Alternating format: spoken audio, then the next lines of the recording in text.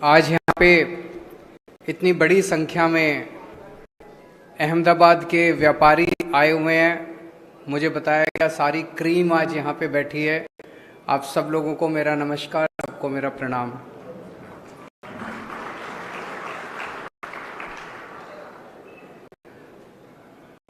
दोस्तों, एक मेरी आपसे शुरू करने के पहले निवेदन है कि इन लोगों ने मीडिया को बहुत डरा के रखा हुआ है।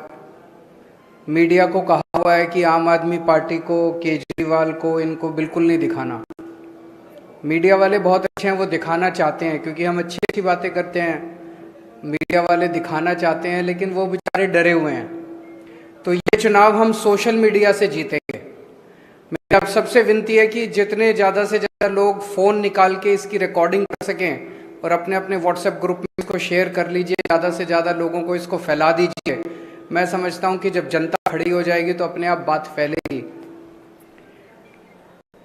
अभी जब मैं कल फ्लाइट में आ रहा था,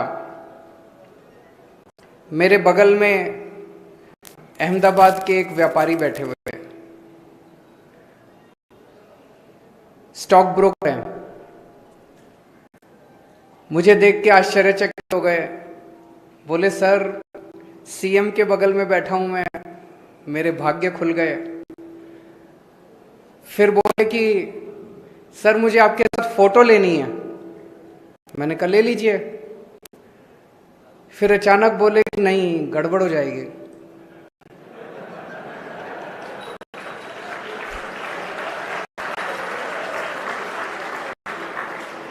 मैंने कहा क्या गड़बड़ हो जाएगी?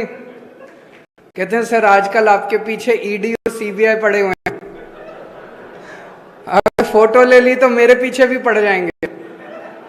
मैंने कहा फोटो शेयर मत करना, अपने मोबाइल में रख लेना। बोला सर सबके मोबाइल टैप हैं, तो फोटो ले ली तो उन तक पहुंच जाएगी।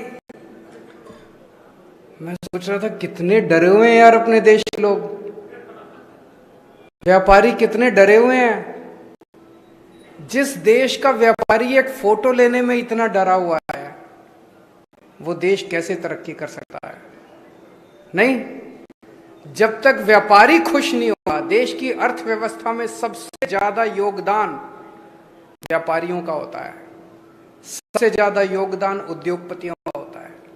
सब लोगों को डरा के रखा हुआ है इन्होंने, सब लोगों को डरा के रखा हुआ है। कल मैं एयरपोर्ट पे लैंड किया, होटल पहुंचा, होटल पहुंचते ही खबर आ गई कि हमारे आम आदमी पार्टी के अहमदाबाद ऑफिस पे गुजरात पुलिस की रेड करवा दी इन्होंने। हमारी फक्कड़ पार्टी, 4 पैसे हैं नहीं हमारे पास। वो 2 घंटे सारे सर्च वर्च करके अपना माथा पकड़ के पुलिस चली गई। बार बार हमारे लोगों से पूछ रही थी पैसा कहां है। बोले है ही नहीं सर, तो चले गए। आज सुबह अहमदाबाद पुलिस बोलती है कि कोई रेड नहीं हुई।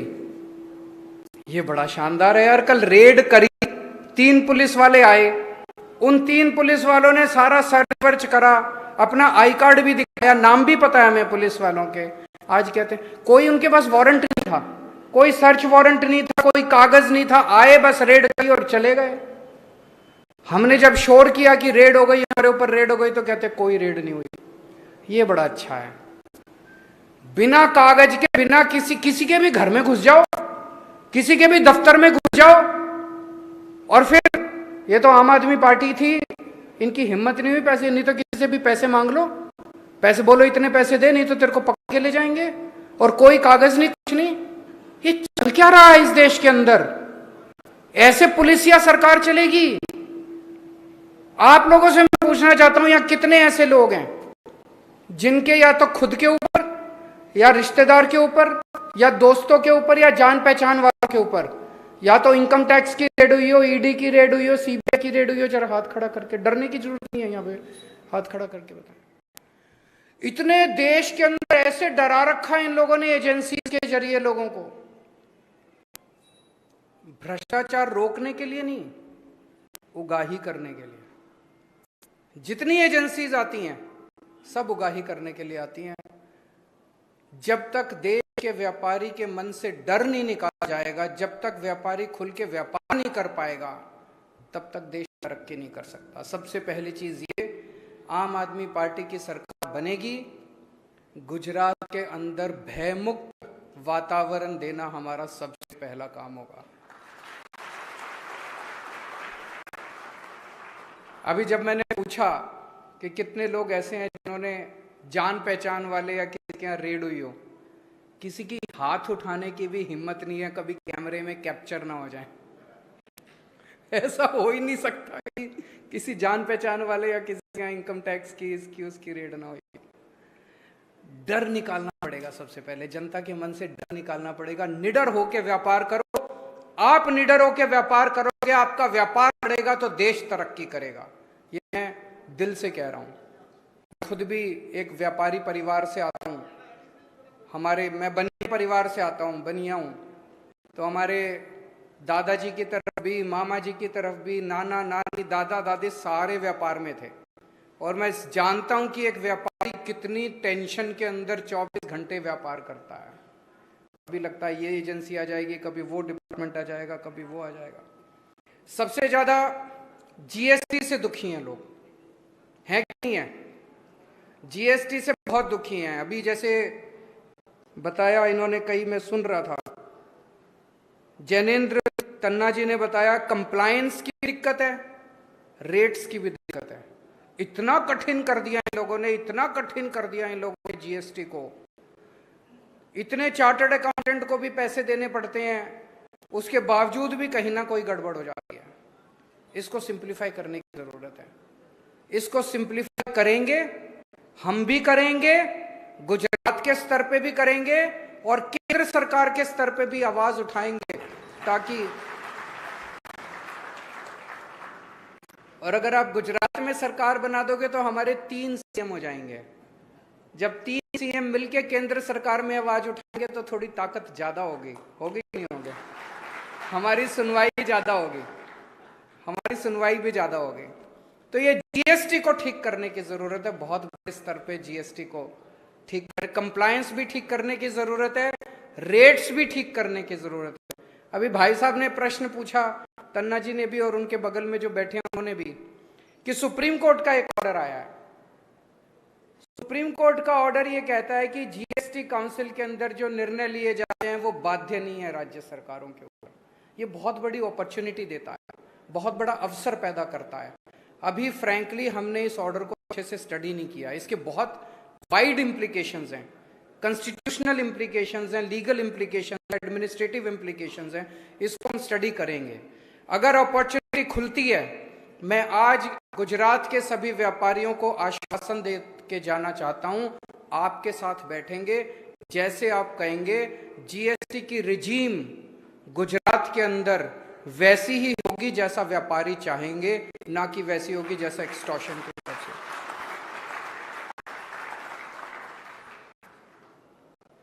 व्यापारियों की एक बहुत बड़ी समस्या होती है, नॉर्मली हर व्यापारियों का जो डायलॉग मैं करता हूं उसमें निकल के आती है, आज नहीं निकल के आई, होती है पेमेंट की।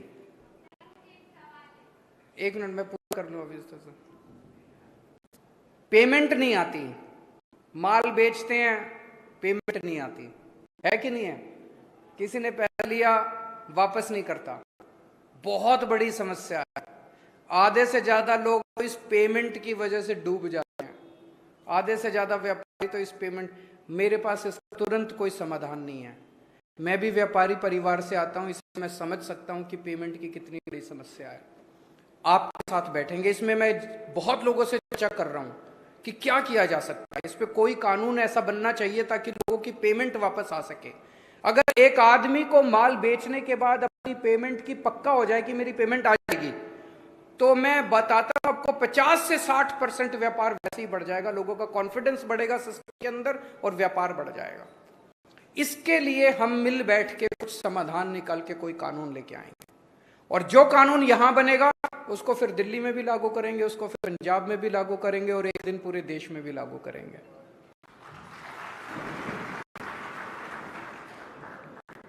एक वैट के और जीएसटी के बहुत सारे पुराने रिफंड पेंडिंग हैं। ये सरकारें जानबूझ के रखती हैं, जब सरकार का खर्चा नहीं चल रहा होता तो रिफंड रोक लेती हैं, और व्यापारी के पास बेचारे का कैश फ्लो रुक जाता है, और कैश फ्लो एक व्यापारी की जान होता है।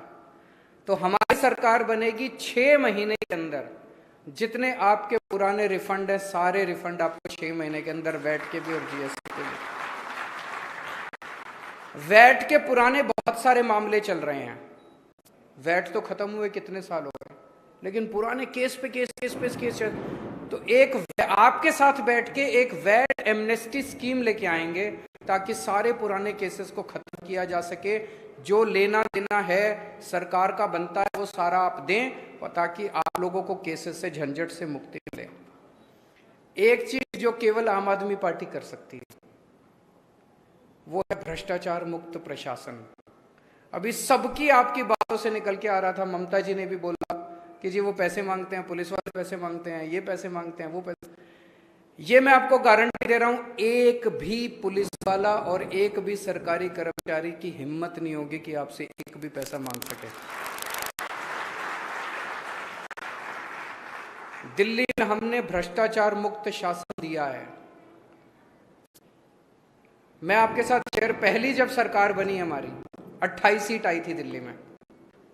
28 सीट में 49 दिन की सरकार थी। उन 49 दिन में हमने ऐसा काम किया कि अगली बार लोगों ने 67 सीट दे दी। कई काम किए, लेकिन एक काम जो किया, मैंने ऐलान कर दिया दिल्ली में कि अब अगर आपसे कोई पैसे मांगे आप मना मत करना, अपनी जेब में हाथ डालना और अपना फोन रिकॉर्डिंग पे लगा देना, ऑडियो रिकॉर्डिंग, और उस रिकॉर्डिंग की क्लिप मेरे को इस नंबर पे व्हाट्सएप कर देना। उस अफसर को मैं जेल में डाल दूंगा। 49 दिन में 32 लोगों को मैंने जेल डाली। आपको यकीन बता रहा हूं, किसी की रिश्वत कम नहीं हुई, 0 हो गई 49 दिन के अंदर की रिश्वत। और 49 दिन के बाद जैसे ही हमारी सरकार गिरी, ये लोग सारे पैसे लेने पहुंच गए। बोले वो जो 49 दिन वाले हैं वो भी दो, और अब नए पैसे भी दो। बोलो बुला अब अपने केजरीवाल को, हम देखते हैं तेरा केजरीवाल क्या करता है। तो ये हमको ही करना है भ्रष्टाचार। नीयत साफ है हमारी, शरीफ लोग हैं, पैसे नहीं खाते। ये कोशिश तो बहुत कर रहे हैं पूरे देश के अंदर फैलाने की, केजरीवाल ने शराब घोटाला कर दिया, मनीष सिसोदिया 144 करोड़ खा गया। उसके घर रेड करी, रेड में 10,000 रुपए नहीं मिले। अगर 144 करोड़ रुपए कोई खाता तो कुछ लाख, 2 लाख, 3 लाख करोड़, 2 करोड़ बिखरे हुए ही मिल जाते घर के अंदर। कुछ नहीं मिला। हमारे दफ्तर में रेड करी, वहां कुछ नहीं मिला। गुजरात में रेड करी, वहां कुछ नहीं मिला। मनीष के घर कुछ नहीं मिला, सत्येंद्र के घर कुछ। ऐसे ही फेंकते रहते हैं, कीचड़ फेंकते रहते हैं, पर जनता देख रही है। तो एक तो भ्रष्टाचार मुक्त शासन देंगे, रेड सारी बंद कर देंगे, जितनी रेड होती हैं, ये जीएसटी के रेड, फलानी रेड, ढिमकी रेड। दिल्ली में कोई रेड नहीं होती। जब हमारी सरकार बनी थी दिल्ली में सारी रेड बंद कर दी। मैं इनकम टैक्स में था पहले। ऐसा नहीं कि सारे अफसर खराब होते हैं, कुछ अफसर ईमानदार भी होते हैं, लेकिन अमूमन मैंने देखा कि रेड में क्या तमाशा होता है। कोई उस कोने के अंदर सेटिंग कर रहा होता है, कोई उस कोने में सेटिंग कर रहा होता है। जितना पैसा रेड में सरकार को नहीं आता, उससे ज्यादा पैसा उनकी जेब में जाता है। अगर आप रेड बंद कर दो, इस देश का व्यापारी खुशी खुशी अपने मन से सरकार को पैसा देना चाहता है, उसको मौका तो दो। दिल्ली में जब हमारी सरकार बनी, वैट के जरिए हमारा टोटल दिल्ली सरकार का बजट 30,000 करोड़ का था। हमने रेड बंद कर दी। आज हमारा दिल्ली का बजट 75,000 करोड़ का है, दुगने से भी ज्यादा हो गया, 2.5 गुना हो गया। क्यों? व्यापारी अब खुश है। व्यापारी देख रहा है उसके बच्चों को अच्छी शिक्षा दी, हमने स्कूल अच्छे बना दिए, हमने अस्पताल अच्छे बना दिए, इलाज मुफ्त कर दिया, लोग खुश हैं।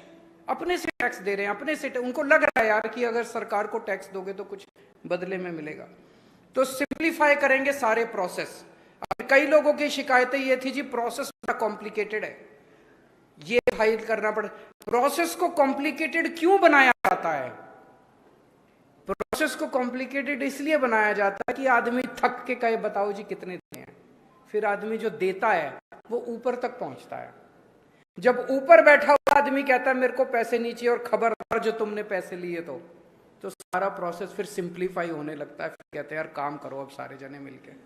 ऐसा ही भ्रष्टाचार मुक्त प्रशासन हम गुजरात में लाना चाहते हैं। मेरा एक टारगेट होगा 5 साल के अंदर व्यापार का पूरा सिस्टम इतना सिंप्लीफाई कर दो, इतना भ्रष्टाचार मुक्त कर दो कि आपका सबका बिजनेस, हर आदमी का बिजनेस कम से कम 5 साल में डबल हो जाए। आज अगर आप 5 रुपए का टर्नओवर है तो 5 साल में ये डबल होके 10 रुपए होना चाहिए। आज अगर 10 रुपए का टर्नओवर है तो ये 20 रुपए 5 साल में होना चाहिए। और 20 पोटेंशियल है अपने देश के अंदर, बिजनेस बढ़ सकता है, बहुत तेजी से बढ़ सकता है। इस सब चीजों को संकुचित करके मतलब घोट के रखा हुआ है सरकारों ने। ऐसा है जैसे गला घोट देते हैं ना किसी आदमी का, ऐसे व्यापार और उद्योग को इस देश के अंदर घोट के रखा हुआ है।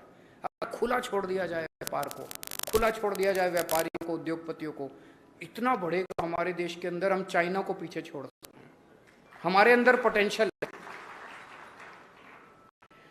और एक ये कहा जा रहा है फ्री की रेवड़ी, फ्री की रेवड़ी, फ्री की रेवड़ी।